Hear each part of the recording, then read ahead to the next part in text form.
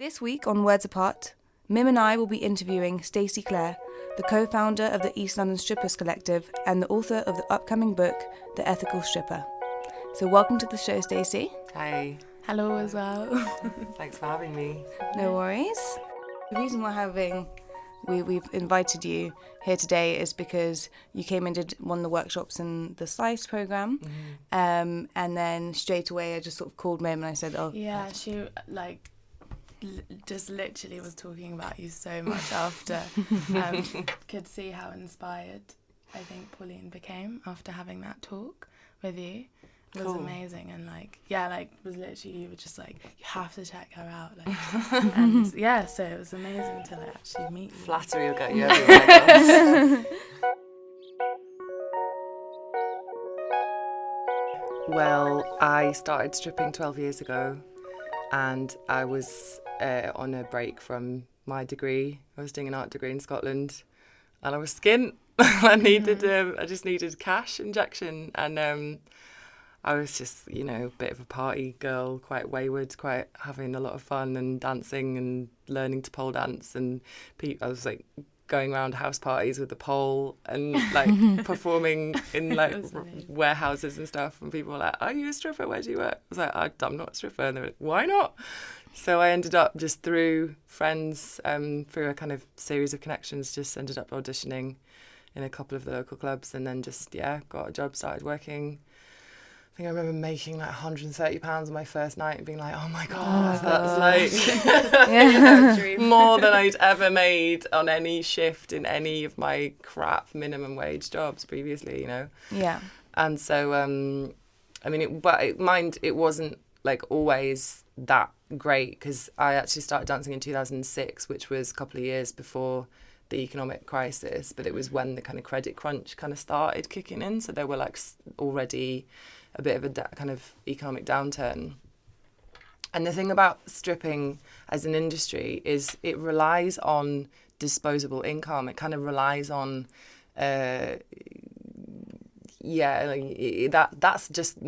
an expression of middle class wealth, excess, disposable cash, and that did change in the time that I've seen. Well, it's changed a lot since I started dancing, and I remember some nights I'd go in and the club would be dead, and I'd be sat there in my outfit and watching no one there, and all these girls sat around with nothing to do, but the bar staff were still getting paid by the hour, and the DJ was still getting paid by the hour, and the bouncers were still getting paid by the hour, and the club's still getting the money from the door fee, that the few customers that are coming in, that money's going to the club, and the booze that they're buying, that money's going to the clubs. And I was kind of so the economics of this is actually quite messed up, because we're the reason that people are coming to this place. We're the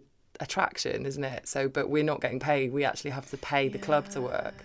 Wow. So this is also something not a lot of people know about stripping and sex work in general, but particularly stripping, is that we pay clubs house fees to go and do a shift there.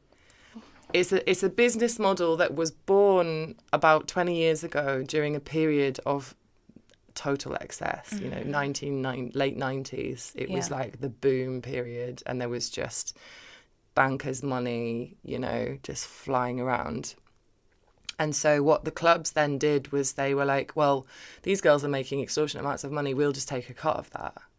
So they, introduced that business model, which is precarious at best, but if everyone's making loads of money, then it's fine. Yeah. But as soon as the pressure's on, as soon as you take away the kind of, the excessive income, then suddenly you've got upwards of 10, 20, 50 girls in some clubs paying to work and not being guaranteed anything, not being literally leave without. But they're the every customer that comes in there is seeing the girls on stage performing. They're not getting paid for that. They're getting entertained. That's what they go for. They're getting what they pay for. But the dancers aren't getting paid. So yeah, it's not really fair. No, definitely not. And is there like, I don't know if this is it you wanting to be paid by the club? Is that something? I'll get into that. Yeah. Okay. Yeah. So then I found myself working in London after several years of stripping, and I found myself working at a venue in Shoreditch called the White Horse, which was a kind of smaller, independent, family-run business that had been like a traditional pub that would get strippers in. There was a kind of tradition of pubs in East London. There would be a band, a stripper, and a magician or a comedian or, some act. Entertainment. And they would have a whip round to pay for the entertainment.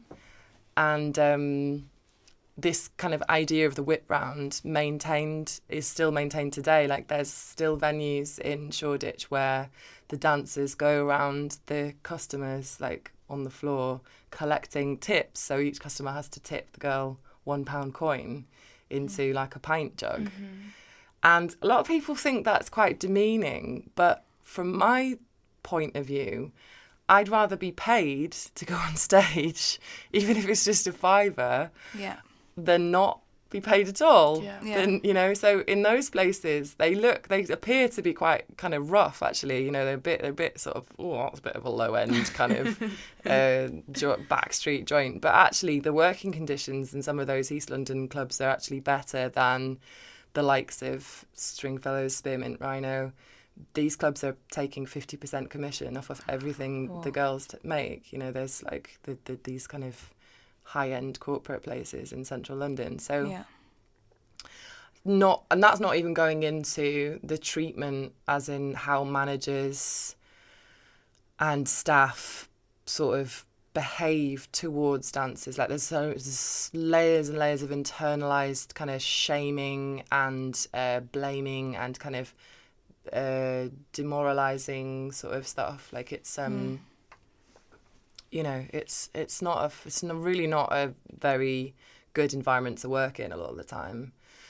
And then you've got, because of this house fee issue, where you've got dancers who've paid to work, and then if you have a club that doesn't limit the number of dancers and doesn't care, actually, because they're just getting the money, aren't they?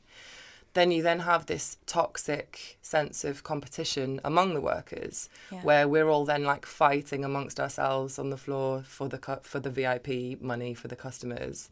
And then you see, like in any labour market, a race to the bottom. You see transgressive behaviour. You see people who'll work more for less, kind of thing. Who'll let a guy touch them, or and I by no means have any issues with people's personal boundary. Everyone within the sex industry, as far as I'm concerned, has the right to decide what happens to their own body and has the right to decide their own boundaries. But it's when the conditions that you're working in interfere with that right.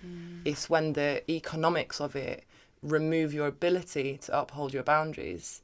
And that's not a good environment for anyone to be working in, least of all vulnerable women, of course. There are many. So anyway, going back to the White Horse, I found myself working in this place that was relatively well run. There'd be like a limit of 5 girls working on a day shift. Yeah. And house fee was like 10 quid, 15 quid. So reasonable. And you're getting your money from your stage shows. So everyone's basically leaving with something. You're guaranteed of a bit, Yeah. And it was just a much more reasonable place to work. And back in, was it 2012 now? I approached my boss and she had a room upstairs. And I had this idea that I'd wanted to try a life drawing class with strippers as the models. It was something I did when I was an art student, I ran a project where I pole danced while people drew me. So I was able to show her some of the drawings from this project. I was like, I did this thing. And then she was like, all right, I like that. Yeah, let's try that then. So we ended up, started running a life drawing class, which I still run still going on in Shoreditch. It's life drawing with ELSC every Monday night at the Crown and Shuttle. If anyone out there wants to come and draw some amazing pole dances, we're also on Instagram, so you can sort of check us out, see what it sort of looks like. So I've started running a life drawing class, which was like a precursor to the collective. So what that gave us was an opportunity to start doing stuff on our own. So the idea there was to start trying to create our own working conditions and invite our own audience, and to do our job essentially for a different group of people. And it just worked very well. And she didn't interfere, the woman, the boss of the club. She just, she wasn't particularly helpful. She just let me do it. They allowed you to. And then about a year later, the kind of, some of my colleagues at the White Horse, by the way, some of whom were some of the most amazing performers I've seen in my dancing career, were working out of this place. Like truly inspiring performers, I was able to invite everyone together for like a dinner party, basically. And I proposed this idea. I was like, look, let's start a collective. Let's start thinking and talking about how we could reclaim our own jobs, reclaim it and start to kind of rebuild a new culture around what we do. And so that was 4.5 years ago. It'll be 5 years in April. And so the collective has become essentially what the collective now is an informal network of dancers around London, and also actually around the UK, and also some international as well. It's basically dancers talking to each other. It's dancers sharing work. It's dancers sharing information, sharing tips and advice on what clubs to avoid, where to get shoes, inviting one another to kind of support each other. There's just basically a sense of community has kind of been built out of the collective. We've run some amazing events. We've had like an exhibition of our own artwork, which was really successful. We did that in 2015 at it was called The Art of Stripping. We did that at the Red Gallery in Shoreditch, and that was very successful. We had like a series of events running alongside, so it was like a week-long kind of festival of stripping, if you like. We did like a film night, we did a costume sale, we did an academic symposium. It was amazing. And then we kind of got into we were doing regular parties as well. We were sort of doing our own like pop-up strip club sort of thing, where we were like, right, we're in control. This is our space, basically. We're choosing this, And right now it's become, so ELSC earlier this year have started collaborating with the trade union. So the work that we're kind of currently concentrating on is around raising awareness among dancers and bringing individuals into a process to begin establishing workers' rights, which is a whole other area of discussion that is, a labour struggle. Yeah.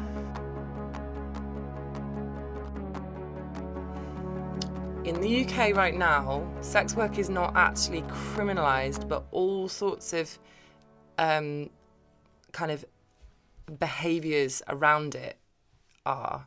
So soliciting is illegal, curb crawling is illegal, profiting from another person's gain, so pimping is illegal. Brothel keeping is massively illegal, and brothel keeping counts as like two people working together in a flat. So two people working together for safety is not allowed.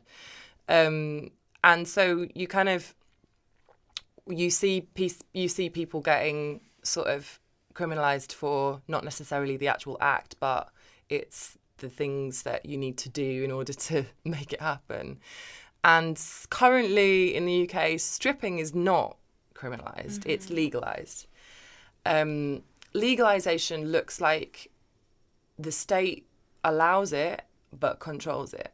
So the state will permit forms of sex work but have stringent controls over where it happens, things like zoning. They tend to kind of be, sex workers tend to be ghettoised in countries where it's legalised. So, for example, Amsterdam, you have the red light district where all the sex workers are like lumped into one area along with the bars and the drunks and there's, there's shop. This is what they called. Sorry, the coffee shops. And so you just have this kind of not an ideal work environment.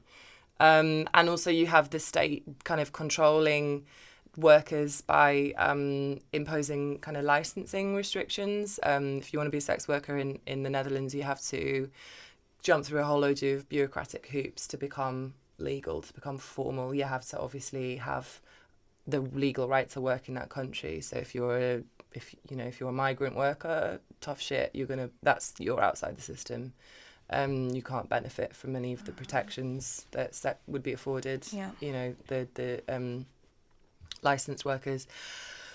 And yeah, I mean, the conditions for the thing about legalization is that looks like commercialization. People talk about the commercialization of women's bodies, commercialization of sex. Well, actually, the legalization model is that's what it is. It is turning it into a profitable scheme. And guess what? The money flows up to the state. It flows up from the worker to the license fees to the local authorities, and it flows up the chain. So you then end up in this very interesting situation where the state is actually pimp. The state is the pimp is controlling the workers, right? And also it's worth mentioning, I think it was, no, it wasn't. There was a student, excuse me. I did a talk at the Leicester University Feminist Society about this, and one of the students was amazing. She said, oh, well, I've been doing a lot of research into like trafficking, and it turns out that there's kind of like quite higher instances of human trafficking in countries where sex work is legalised. And I'm like, well, that makes total sense to me. Because if you legalise it and you create that kind of bureaucratic framework in which it's a profitable scheme for people can profit from the work, it's very, very capitalist, then of course you're going to get people trafficked into that. You're going to get vulnerable people being controlled for gain by managers, pimps who can fill out the forms for them. Can you imagine if you don't speak very good English, or you don't speak the language of the country where you're working very well, then you might easily end up under, being coerced and being manipulated by someone who's just, controlling that for you. So actually countries where there are like more levels of control don't necessarily, it's not really solving the problem. You've then got partial decriminalisation, or also known as the Nordic model, which is seen as the kinder version of the decrim, or it's the kinder version, as in it's decriminalising the selling, so it's decriminalising the people selling sex, and it's criminalising the people who are buying it.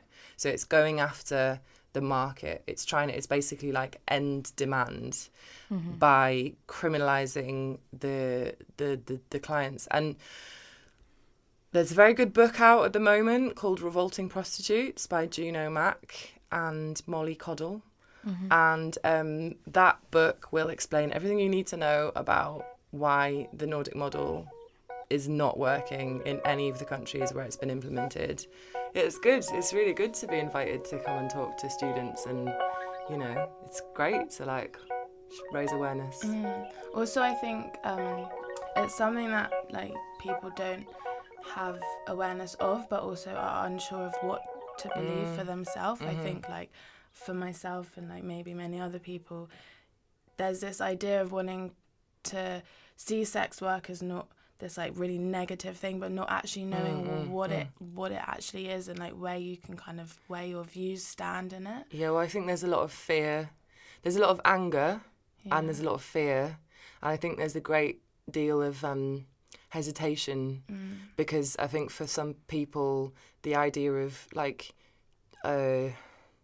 choosing sides or choosing which argument to kind of back up is a fear that you're kind of maybe making a mistake and letting people down, and particularly for women, for vulnerable women, it's like that's, you know what I mean? Like if you're a feminist, then you really want to make that right. Yeah, exactly. Kind of but choice. You don't know how. You don't know. I guess people there are aware of it. There's of course conflicting kind of voices out there, and there's like there's a kind of it's a difficult narrative around difficult set of narratives around sex work.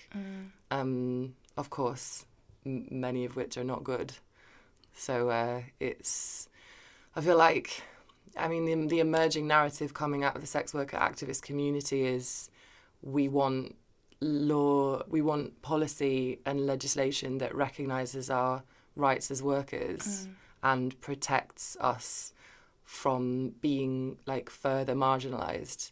So without getting kind of too like straight in there, we're basically campaigning but is that decrim. Something you don't have any protection or? Well, yeah, right. I mean, currently, so specifically what I talk about is policy and legislation around strip clubs. So SEV licensing. SEV stands for sexual entertainment venue. And the current sort of political gambit is that the SEVs are being seen as like violence against women. So conditions in which women are exploited financially, sexually, which does happen, but not necessarily at the kind of frequency that I think the most people think. Completely. But then on the other hand, licensing as it stands doesn't actually do anything to stop that. Like, it doesn't actually protect us from the kinds of financial exploitation that take place. Like the kind of things that the state have controlled in terms of licensing conditions are things like dancers should be provided with clean drinking water and showers and changing rooms with lockers. And it's like, oh, that's nice, yeah, but could we have workers' rights, please? Yeah, I mean, that's just something you expect to have anyway. Contracts of employment? Could we maybe have, like, you know, sick pay and holiday pay and, you know, no. Yeah. There isn't anything in the licensing conditions that kind of goes near our kind of workers' rights, and for obvious reason, because would have, I mean, the 2009 Policing and Crime Act is the most recent law about like that's dealing with strip clubs, and it hasn't been updated since then. And we're seeing now, particularly since the Me Too campaign, a huge push coming from the I'm going to say the radical left feminist movement. So there's a lot of female Labour MPs around the country who are using sex work and exploitation of women as their kind of, they want it to be their political legacy. You know, Sarah Champion wants to shut down strip clubs. Thangnam Debonair wants to shut down strip clubs. Like, it's they really want to show that they've, you know, made their mark. But in reality, the effect that has on us is we then have no work. Like, we get pushed out of the clubs, and we get basically pushed into, in many cases, other forms of sex work that we didn't necessarily choose, or we have like further limited options.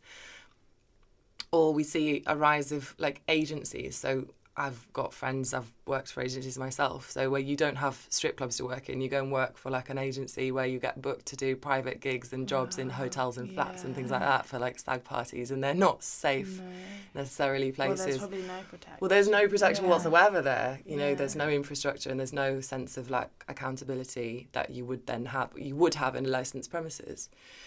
So it's kind of like, well, you know, cheers guys, like well, you want to do something for women, well. But is that something I guess you then have to raise awareness about? Like what happens afterwards? So this is the thing. This is really, I think the emerging narrative coming out of the sex worker rights movement is, don't make us invisible. Don't make us more vulnerable than we already are. Because that is the purest expression of patriarchal power, right? Like there's those who believe that the sex industry can only ever be a reflection of patriarchy. Well, I wouldn't disagree with that, but it depends very much on the kind of configuration of the industry. It depends on like how much power workers have, because the patriarchy feeds on vulnerability, right? So the patriarchy, like when women have less choices, when women are more oppressed, then the patriarchy actually the patriarchy has more power and more choice and more agency over us. So that's kind of the problem there, is that the less jobs we have, the less safe places to work in, then the more vulnerable we are. And when feminists are actually campaigning to shut down our places of work, they are contributing unwittingly to that process of making us more vulnerable. So that's infuriating. It's maddening. And it's also really apparent and kind of obvious that, you know, like, we're not being heard, we're not being listened to. So in July this year, there was a debate held in Parliament. It was hosted by Sarah Champion, who's the Labour MP for Rotherham. And there's a very, very unfortunate past history of young girls, actually children, being exploited, being groomed, being abused, actually, by men in her constituency. And so she's obviously dying to be the champion. Yeah, she wants to be the champion of women's rights. And so she's got on this bandwagon with bringing over a US-style law, which earlier this year there was a law passed in the States called FOSTA, which stands for Fight Online Sex Trafficking Act. And it's an act that bans online advertising because there was a percentage of online ads which was being used as a tool for traffickers. And the real scandal there is that the online advertising platform agencies kind of knew that trafficking was happening, and they didn't kind of properly report it, didn't deal with it. It was just kind of covered up. But rather than prosecuting them for it, there was this kind of blanket law sort of passed to make online content providers legally responsible for their content, basically. And so, yeah, it's just they've massively kind of removed one of the most helpful things that sex workers had at their disposal to actually work independently, to be able to screen clients, to be able to communicate with each other, to create forums, to create community, like peer support networks and stuff. And so it's like throwing the baby out with the bathwater. It's like you've got rid of the partly you've got rid of the problem. I mean, I can't imagine how you stop trafficking in real life, because the internet was like an extension of it, but actually the problem there is vulnerable girls being exploited, actually. And the real scandal there is why are so many young women being let down and failed by society, like the young girls in Rotherham. You know, that the real scandal there is actually that they were known to local authorities. It was the local social workers were reporting incidents of abuse continuously for several years. There was a BBC series about this last winter called Three Girls, and it was quite it's a really big deal. Of course, it's a really important story. But therein you see that sort of the state likes to deal with the problem too late, and it likes to deal with the symptom of the problem and not get at the root cause, which is poverty, which is people being failed, young people being let down, not having education, not having housing, not having family support. You know, there's so few, there's so much, like, such a dearth of mechanisms to support young people. So when they enter the sex industry underage, they are then further at risk of being criminalised and being, having their lives kind of ruined, basically. And what's been your proudest moment so far? My proudest moment so far, there's actually been a lot of proud moments.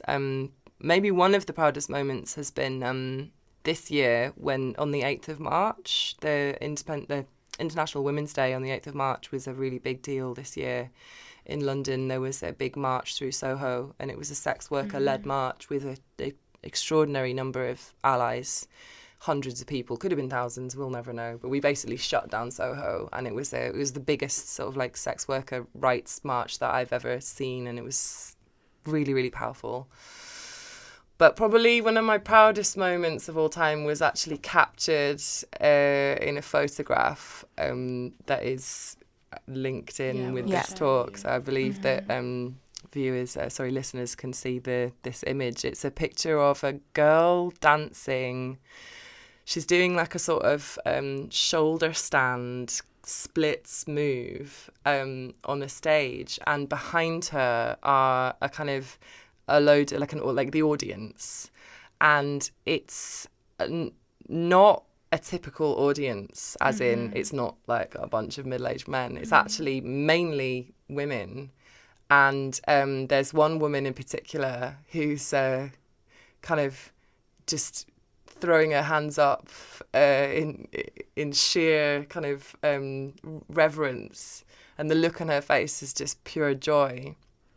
And the story behind that picture is that the White Horse that I mentioned earlier, which was a family-run business for 38 years, eventually shut down in 2016 because of gentrification of Shoreditch, because of economic pressures, right? Yeah. So, of course, a whole bunch of women were put out of work. And we held a funeral. So the East London Strippers Collective actually organised, it was kind of like street art. It was like a performance art piece, but it was a live street procession. We built a coffin. Me and the girl in that photo, the dancer in that photo, built an actual coffin and painted on the side, R.I.P. White Horse, R.I.P. Shoreditch. And we organised a funeral. So we carried this coffin that was empty through the streets from the White Horse to Red Gallery, which hosted the event. And then we had like a ceremony with singing and poetry and a eulogy given by a local obscenity lawyer, Miles Jackman. He's an amazing one to look out for. And the woman in the photo who is shrieking with laughter was the owner of the White Horse. So the woman who had essentially not taken the piss. The one strip club boss that I can think of that didn't exploit dancers and lost her business, got to say goodbye with us all together. We got to have this kind of closure on a space that felt safe. Wow. So that's one of my proudest moments was the funeral we had for the White Horse. Yeah, it is. Beautiful thing to do. Thank you very much for having me. No, it's all right. Thank you for coming. Cheers.